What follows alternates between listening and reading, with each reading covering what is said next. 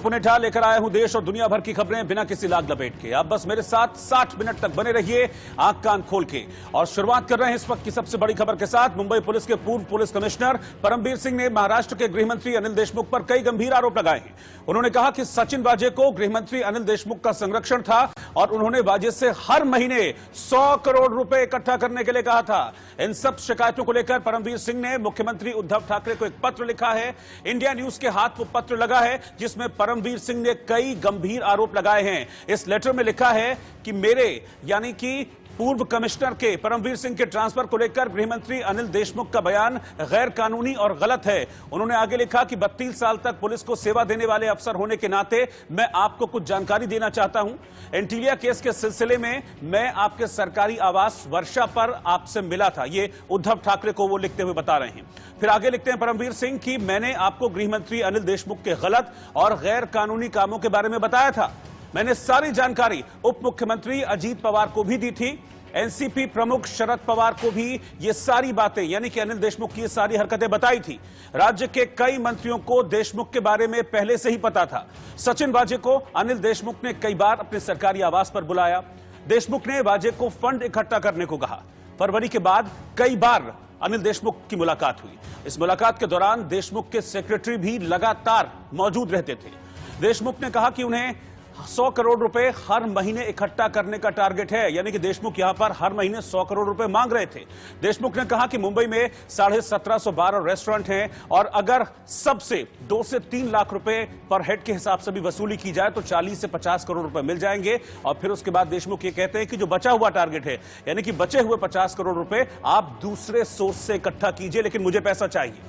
देशमुख से मुलाकात के बाद वाजे ने यह बात मुंबई के तत्कालीन पुलिस कमिश्नर परमबीर सिंह को बताई थी और कमिश्नर यह कहते हैं कि वाजे की बात सुनकर मैं हैरान रह गया था। कुछ दिन बाद देशमुख ने एसीपी संजय पाटिल को मिलने के लिए बुलाया था और इस मुलाकात में डीसीपी भुजबल भी संजय पाटिल के साथ गए थे। इस मीटिंग में गृहमंत्री के पीएस पलांडे भी शामिल थे। पीएस पलांडे ने देशमुख से अकेले में मुलाकात की। पीएस पलांडे ने एसीपी पाटिल और डीसीपी भुजबल को क्या करना है इसके बारे में बताया। गृहमंत्री ने हर महीने 40 से 50 करोड़ रुपए इकट्ठा करने का टारगेट दिया। मुझे इस बारे में एसीपी पाटिल ने जानकारी दी थी, यानी कि ये परमबीर सिंह कह रहे हैं कि एसीपी पाटिल ने ये सब बातें मुझे बताई। ये मुलाकात 4 मार्च को गृहमंत्री के सरकारी आवास पर हुई थी। 16 मार्च को एसीपी संजय पाटिल और तत्कालीन पुलिस कमिश्नर परमबीर सिंह के बीच मैसेज से बातचीत हुई और तब परमबीर सिंह ने एसीपी पाटिल से गृहमंत्री से मुलाकात के बारे में जानकारी भी हासिल की थी। इस मैसेज में एसीपी पाटिल ने परमबीर सिंह को बताया कि वो 4 मार्च को गृहमंत्री के बंगले पर गए थे। मैसेज में एसीपी पाटिल ने कहा उन्हें कहा गया है कि 1750 बार रेस्टोरेंट से हर महीने 50 करोड़ रुपए लेके आइए। मैसेज में एसीपी पाटिल ने कहा कि गृहमंत्री के पीएस पलांडे ने उन्हें ऐसा करने को यानी कि ये इकट्ठा पैसा करने को कहा। इस मैसेज में एसीपी पाटिल ने कहा कि वाजे फरवरी के आखिर में गृहमंत्री के बंगले पर गए थे। गृहमंत्री से मुलाकात के बाद एसीपी संजय पाटिल और सचिन वाजे ने तत्कालीन पुलिस कमिश्नर परमबीर सिंह को इस बात की जानकारी दी। गृहमंत्री पुलिस कमिश्नर को बाईपास करके अफसरों को कॉल करते रहे हैं। ये आरोप इस लेटर के जरिए परमबीर सिंह लगा रहे हैं। गृहमंत्री पुलिस अफसरों को पैसे इकट्ठा करने का टारगेट देते थे। मेरे मातहत अफसरों ने गृह मंत्री के निर्देशों के बारे में मुझे बताया, यानी कि परमबीर सिंह को इस बारे में पुलिस के कई अधिकारियों ने बताया। गृह मंत्री देशमुख ने कई बार पुलिस की जांच को अपने तरीके से कराने के निर्देश दिए, यानी कि पुलिस की जांच में भी सीधे तौर पर गृह मंत्री अनिल देशमुख इंटरफेरेंस रखते थे, दखलंदाजी रखते थे। गृह मंत्री की यह दखलंदाजी गैर कानूनी और असंवैधानिक है। यह इस चिट्ठी का पूरा ब्यौरा है जो मैंने अभी आपके सामने रखा है। इन्होंने पत्र के माध्यम से जो आरोप लगाए हैं वो अत्यंत गंभीर है। मैं तो ऐसा मानता हूं कि जो जिलेटिन की स्टिक्स मिली है उससे भी ज्यादा विस्फोटक इस प्रकार के ये सारे के सारे आरोप दिखाई पड़ते हैं। विशेष रूप से इन आरोपों की गंभीरता इसलिए भी बढ़ती है कि ये आरोप एक सर्विंग डीजी ने लगाए हुए हैं और इन आरोपों के साथ उसकी पुष्टि करने के लिए उन्होंने व्हाट्सएप चैट या एसएमएस चैट, जो भी कुछ वो समझ में नहीं आ रहा उस लेटर में से कौन सी चैट है, लेकिन जो चैट उन्होंने लगाई हुई है इसमें बिल्कुल स्पष्टता के साथ वो जिनके साथ बातचीत हो रही है वो कह रहे हैं कि इतने रेस्टोरेंट से इतने पैसे, इतने बार से इतने पैसे, इतना पैसा जमा करने को बोला है। तो ये एक बहुत ही सबल इस प्रकार का एक मैं ऐसा मानता हूं कि उनके खिलाफ एविडेंस है। ऐसे समय हमारी मांग है कि गृह मंत्री जी ने तुरंत इस्तीफा देना चाहिए।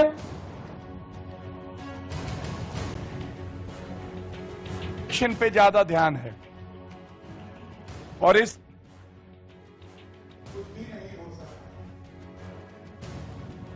और जब मैं इस प्रेस वार्ता के लिए आ रहा था उससे पहले श्री देवेंद्र फडणवीस जी पूर्व मुख्यमंत्री महाराष्ट्र ने भी एक वक्तव्य दिया है और उसी को आगे बढ़ाते हुए बड़े संक्षिप्त में लेकिन बड़ी महत्वपूर्ण बात इस मंच से आपके समक्ष रखने जा रहे हैं। आजाद भारत के इतिहास में शायद ही ऐसा शर्मनाक पल आया होगा जब इतने गंभीर आरोप किसी सरकार पे लगे होंगे। हम सबने सुना है कि एक सरकार की जिम्मेदारी होती है वो कर वसूली करती है। कर वसूली इसलिए की जाती है कि जो टैक्स कलेक्शन होगा उससे आम जनता का भला करेंगे। लेकिन महाराष्ट्र की भ्रष्टाचारी सरकार जो है वो जबरन वसूली कर रही है। उसका टैक्स कलेक्शन पे ध्यान नहीं, उसका एक्सटॉर्शन कलेक्शन पे ज्यादा ध्यान है। और इस मंच से हमारी ये बिल्कुल स्पष्ट मांग रहेगी कि महाराष्ट्र के गृह मंत्री इस्तीफा क्यों नहीं दे रहे। हमारी ये भी मांग है ये जो वसूली रैकेट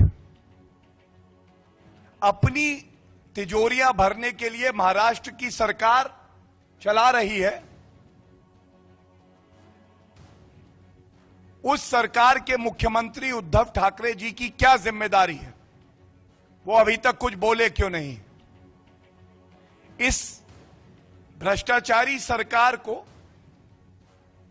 एक मिनट भी बने रहने का कोई हक नहीं है। और जिस तरह के गंभीर आरोप लगाए गए हैं तो यह कहना भी गलत नहीं होगा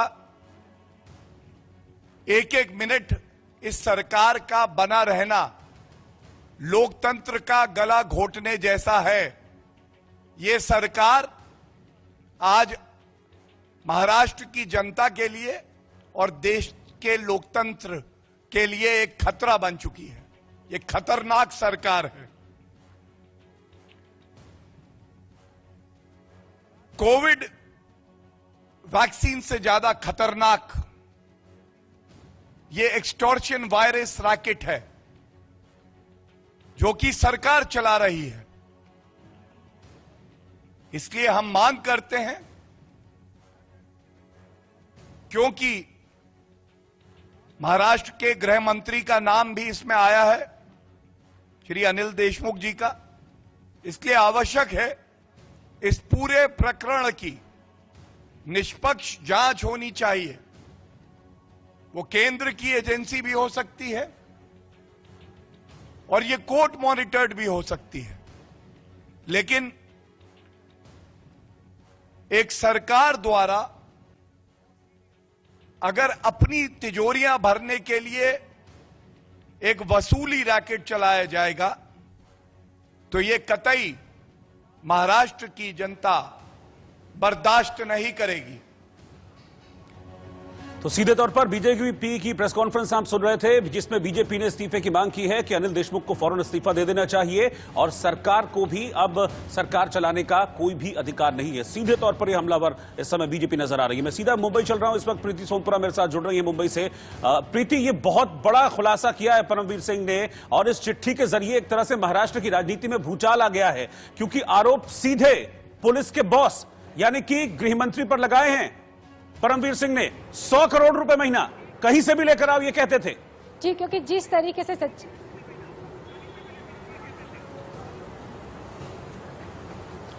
तरीके से जो है परमवीर सिंह ने चिट्ठी लिखी है उसमें एक नहीं बल्कि 3 आरोप लगाए हैं। उसमें साफ तौर पे लिखा है कि सचिन वाजे को फरवरी 2020 में जो है उनके घर पे बुलाया गया था और साफ तौर पे अनिल देशमुख जो गृह मंत्री है उन्होंने कहा था कि वो पैसे वसूलना शुरू करे, 100 करोड़ फिरौती के रूप में मांगे। और यहाँ तक भी कहा था कि मुंबई में 1750 जितने डिस्कोटेक, पब्स और बार है उन सभी लोगों से 2 से 3 लाख रुपए महीने का जो है वो वसूल करे। और इसी के बाद में जो है जो दूसरा खुलासा इस पत्र में जो है परमवीर सिंह ने किया है वो ये है कि ना सिर्फ सचिन वाजे को जो है अनिल देशमुख ने अपने सरकारी घर ज्ञानेश्वरी में बुलाया था, बल्कि इसके बाद में जो है उन्होंने सोशल सर्विस ब्रांच के एसीपी पाटिल को और डीसीपी भुजबल को भी बुलाया था, उनसे भी पैसे वसूल करने के लिए कहा था। और तीसरा बड़ा आरोप जो इस पत्र में किया गया है वो सांसद मोहन देलकर की आत्महत्या को लेकर किया गया है। उसमें साफ तौर पर किया गया है, साफ तौर पर लिखा गया है, उन्होंने कहा है कि किस तरीके से उस वक्त जो है खुद गृह मंत्री ने उन पे दबाव बनाया और दबाव बनाने के साथ में ये भी कहा गया कि मोहन देलकर की आत्महत्या के पीछे कुछ नेताओं का षड्यंत्र है। इस तरह की बातें भी जो है खुद गृह मंत्री ने पुलिस कमिश्नर से की थी। 3 बातों का खुलासा इसमें किया है, लेकिन एक बात जो अभी सामने आ रही है, जो सूत्रों के हवाले से खबर मिल रही है, उसके मुताबिक गृह मंत्री अनिल देशमुख को जो है इस्तीफा उनका लिया जा सकता है, क्योंकि शरद पवार जो है अब खुले तौर पर जो है गृह मंत्री का नाम इसमें आ गया है। सीधे तौर पर परमवीर सिंह ने जो है आरोप लगाया है गृह मंत्री के ऊपर, तो ये भी माना जा रहा है कि उनके इस्तीफा उनसे लिया जा सकता है, गृह मंत्री का पद जो इनको छोड़ना पड़ेगा। लेकिन इसी बीच में जो है ट्विटर के जरिए उन्होंने खुलासा किया है और ये सभी आरोपों को उन्होंने बेबुनियाद बताया है। लेकिन प्रीति, सवाल सिर्फ अनिल देशमुख पर नहीं है ना, क्योंकि जो लेटर लिखा है इस लेटर में परमवीर सिंह ये भी लिखते हैं कि मैं वर्षा बंगले पर आया था, आपको इस बारे में बताया था, यानी कि मुख्यमंत्री को इस बारे में बताया था, शरद पवार को इस बारे में बताया था, डिप्टी सीएम अजीत पवार को इस बारे में बताया था, महाराष्ट्र सरकार के कई बड़े मंत्री इस सारे वसूली रैकेट के बारे में जानते थे, यानी कि सब इस बारे में जानते थे और सबकी सहमति से, कहीं ना कहीं मौन सहमति से यह रैकेट चल रहा था हर महीने 100 करोड़ की वसूली का। जी, क्योंकि जिस तरीके से आरोप लगाया गया उसमें ना सिर्फ जो है यह आरोप गृह मंत्री के ऊपर है, बल्कि खुद परमवीर सिंह ने पत्र में लिखा है कि एंटीलिया मामले के बाद जो है मैं वर्षा बंगलों पे आपको मिला था और ये बताया भी था कि किस तरीके से जो है वसूली का रैकेट चल रहा है। उसके बाद उन्होंने ये भी लिखा है कि मैं खुद एनसीपी के मुखिया शरद पवार को भी मिला था, डेप्यूटी सीएम अजीत पवार को भी मिला था। और ये बात जो है ना सिर्फ इन तीनों को बताया है, बल्कि कैबिनेट के कई मंत्री भी जानते हैं कि किस तरीके से जो है वसूली का रैकेट जो है सरकार के मंत्रियों के द्वारा चलाया जाता है। तो सीधे तौर पर जो है उन्होंने आरोप लगाया है वो सरकार के ऊपर लगाया है और इसी के तहत जो है अब बीजेपी ने जो है महाराष्ट्र में राष्ट्रपति शासन लाने की मांग की है और ये भी कहा है कि गृह मंत्री का इस्तीफा ले लिया जाए। प्रीति, क्या सरकार की ओर से इस पर कोई रिएक्शन आया है? क्योंकि ये बहुत बड़ा आरोप है, ये मतलब आप समझिए कि पूरी सरकार को घेर रहा है ये, और बीजेपी कह रहे हैं कि सरकार को अगले एक सेकंड भी सरकार को पद पर नहीं बने रहना चाहिए, इस्तीफा दे देना चाहिए सबको। क्या सरकार की ओर से सफाई आई है? सीधे गृह मंत्री पर आरोप लग रहा है। सरकार की तरफ से अभी तक कोई भी जो है इस पर कोई भी प्रतिक्रिया नहीं आई है, लेकिन इतनी साफ बात है कि जिस तरीके से जो है बीजेपी ने राष्ट्रपति शासन लगाने की मांग की है, तो कहीं ना कहीं और जिस तरीके से ये पत्र जो है सामने आया है, और ये पत्र जो है ना सिर्फ जो है परमवीर सिंह ने मुख्यमंत्री को लिखा है, बल्कि प्रिंसिपल सेक्रेटरी, होम सेक्रेटरी के अलावा गवर्नर को भी लिखा है। यानी कि सीधे तौर पर जो है उन्होंने सरकार किस तरीके से चल रही है, किस तरीके से वसूली की जा रही है, उसके बारे में राज्यपाल को भी बताया है। तो साफ तौर पर है अब इस मामले में जो है सरकार जो है मुश्किल में आ सकती है, क्योंकि इसके पहले भी जो है जब शरद पवार मुंबई में थे तब उनकी 2 बार जो है लगातार 2-2 घंटे तक मुख्यमंत्री उद्धव ठाकरे से बातचीत हुई थी। और अब ये माना जा रहा है कि जिस तरीके के आरोप लगे हैं उसके बाद जो है गृह मंत्री का इस्तीफा जो है माना जा रहा है कि उनको इस्तीफा देना ही होगा। और प्रीति, बीजेपी ये भी मांग कर रही है कि अब उन्हें भरोसा नहीं है जांच पर कि यहां पर जांच होगी और जो बड़े बड़े नाम हैं, जो पीछे अभी भी हैं बहुत सारे नाम, वो सामने आ पाएंगे। इसलिए बीजेपी की ये मांग है कि सेंट्रल एजेंसी से जांच कराई जाए या फिर कोर्ट की मॉनिटरिंग में जांच कराई जाए, क्योंकि जांच होगी तो मुझे लगता है कि और बड़ा नेक्सस और बड़ा रैकेट खुलकर सामने आएगा। जी, क्योंकि जिस तरीके से जो जांच है ये एनआईए कर रही थी और पहले ही दिन जो है पूछताछ के बाद जो है सचिन वाजे को गिरफ्तार कर दिया गया। अब जो है आज जैसे खबर आई थी कि मंसूर हिरेन की जो हत्या हुई थी उसकी जांच भी जो है एनआईए करेगी, यानी कि अब दोनों प्रमुख मामले की जांच जो है एनआईए करने वाली है। साथ में ही जो है बीजेपी का ये भी कहना है कि एटीएस इतने दिन से जांच कर रही थी, इस केस में 20 दिन से जांच कर रही थी, फिर भी एटीएस के हाथ सुराग क्यों नहीं लगा। यानी कि कहीं ना कहीं जो है आरोप जो लगाए गए एटीएस के ऊपर भी लगाए गए हैं कि एटीएस क्यों चुपचाप बैठी थी इस पूरे मामले में। जब मुंबई पुलिस के पास शुरुआत में जांच थी तो मुंबई पुलिस ने भी एक हफ्ते तक कुछ नहीं किया, यानी कि मुंबई पुलिस जो काम कर रही थी वो सरकार के इशारों पे ही कर रही थी। और यहां तक कि अगर बात करें एनआईए की तो एनआईए ने जो है अब तक इस मामले में जो है 5 से ज्यादा सीआईयू के अधिकारियों से भी पूछताछ की है और इस मामले में रोज नए नए खुलासे अब एनआईए कर रही है। ठीक है प्रीति, आप मेरे साथ बने रहिएगा, मैं आपके पास वापस लौटूंगा। इस पर हम लगातार बातचीत जारी रखेंगे क्योंकि बहुत बड़ा यह आरोप परमवीर सिंह ने लगाया है। एक लेटर जारी किया परमवीर सिंह ने मुख्यमंत्री के नाम। उस लेटर में परमवीर सिंह ये आरोप लगा रहे हैं कि अनिल देशमुख हर महीने 100 करोड़ रुपए मांगते थे सचिन वाजे से और इसमें कई और लोग शामिल हो सकते हैं। आप मेरे साथ बने रहिएगा, मैं आपके पास वापस आ रहा हूं।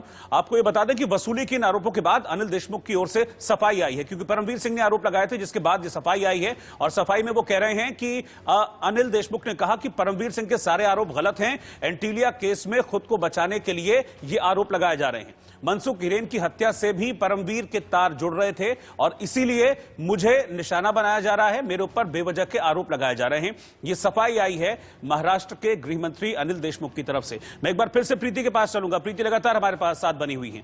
प्रीति, अनिल देशमुख ट्वीट करके अपनी सफाई दे रहे हैं। वो कहते हैं कि नहीं, सब झूठ है क्योंकि मंसूर की जांच चल रही है, एंटीलिया की जांच चल रही है, सचिन वाजे गिरफ्तार हो चुका है और कहीं ना कहीं जो लीड्स हमको मिल रही हैं वो हमको परमवीर सिंह तक भी ले जा रही हैं। इसीलिए परमवीर झूठ बोल रहे हैं, मेरे ऊपर झूठे आरोप लगा रहे हैं।